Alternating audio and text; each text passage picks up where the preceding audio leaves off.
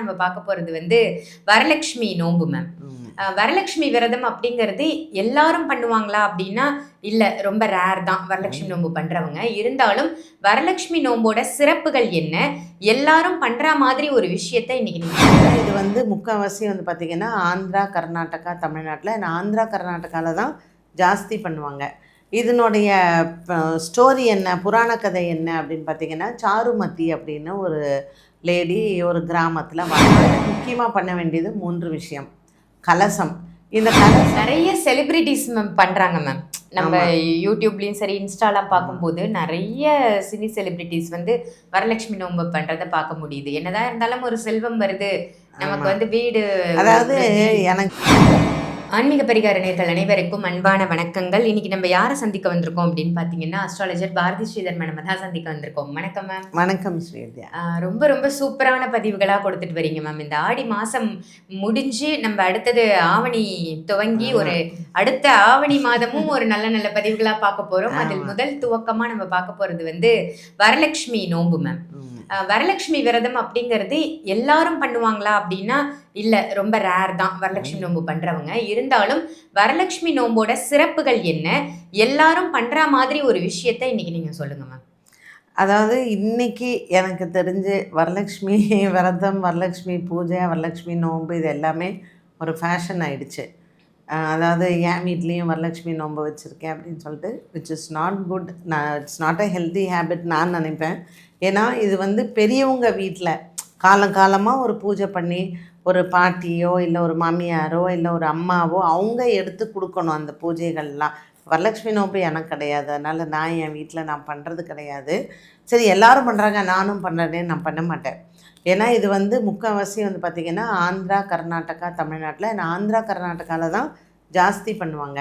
இதனுடைய ஸ்டோரி என்ன, புராண கதை என்ன அப்படின்னு பார்த்திங்கன்னா, சாருமதி அப்படின்னு ஒரு லேடி ஒரு கிராமத்தில் வாழ்ந்து வராங்க. மகா பதிவிரத்தை, அவள் வந்து விஷ்ணு பக்தியும் கூட. அதனால் மகாலட்சுமி தாயார் அவளுடைய பக்தியில் ரொம்ப மெச்சி அவளுக்கு ஒரு நாள் கனவுல வந்து ஸ்ராவண மாதம், இந்த ஆவணி மாதத்தை வந்து ஸ்ராவண மாதம்னு சொல்லுவோம். ஸ்ராவண மாதத்தில் வரக்கூடிய பௌர்ணமி, அதற்கு முந்தின வெள்ளிக்கிழமை, அதில் நீ வந்து என்னை கொண்டாடு, இந்த வரலட்சுமி நோன்பை இதை மாதிரி பண்ணு அப்படின்னு சொல்லி சாருமதிக்கு வந்து மகாலட்சுமியே சொல்கிறாங்க இந்த பூஜையை எப்படி செய்யணும் அப்படின்னு சொல்லிட்டு.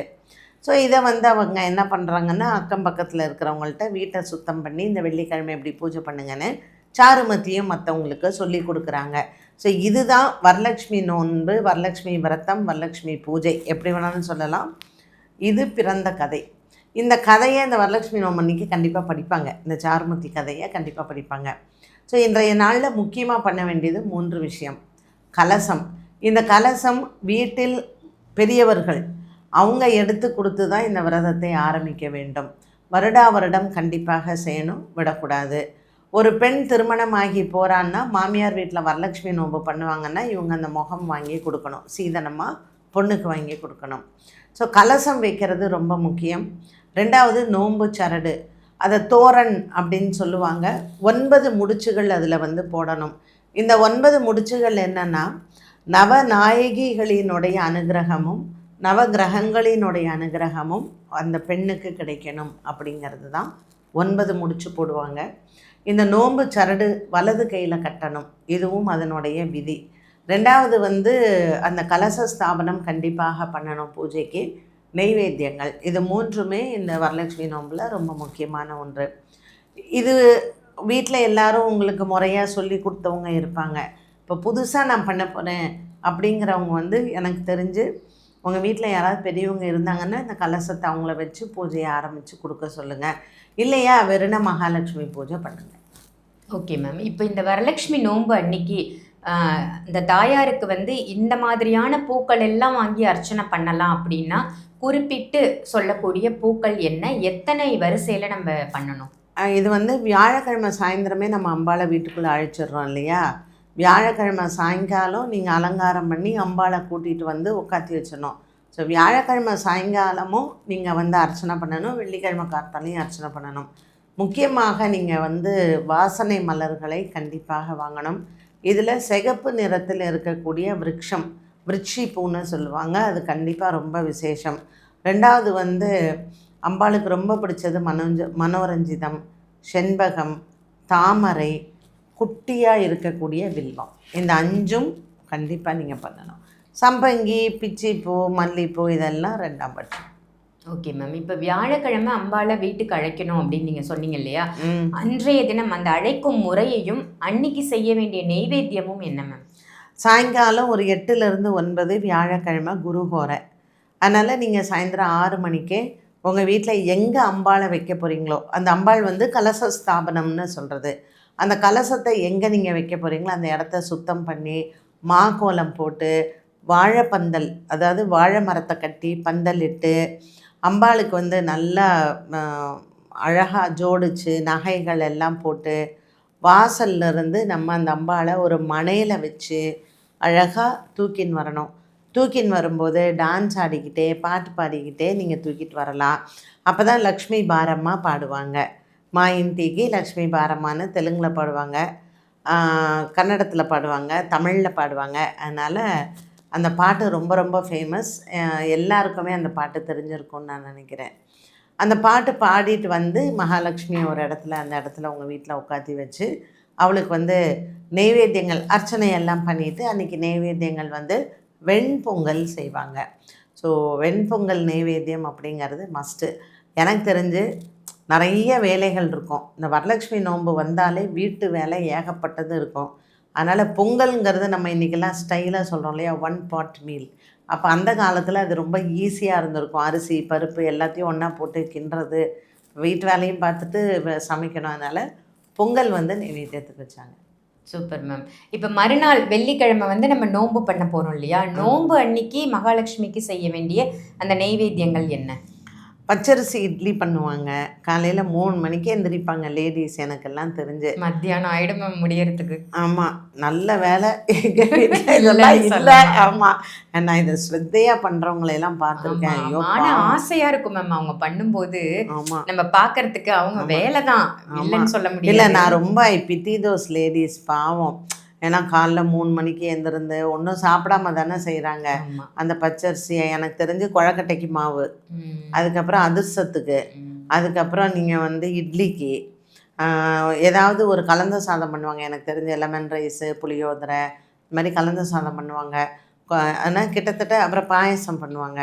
ஸோ கிட்டத்தட்ட அந்த இதெல்லாம் வந்து பார்த்திங்கன்னா எல்லாமே மெயினாக இந்த அரிசியை சார்ந்து தான் இருக்கும். கொழக்கட்டை பண்ணி, அதுக்கப்புறம் இட்லி பண்ணி, அப்பம் பண்ணுவாங்க சில பேர் அதிரசம் பண்ணுறாங்க. ஸோ அது அவங்களுடைய வீட்டு வழக்கம். Super ma'am.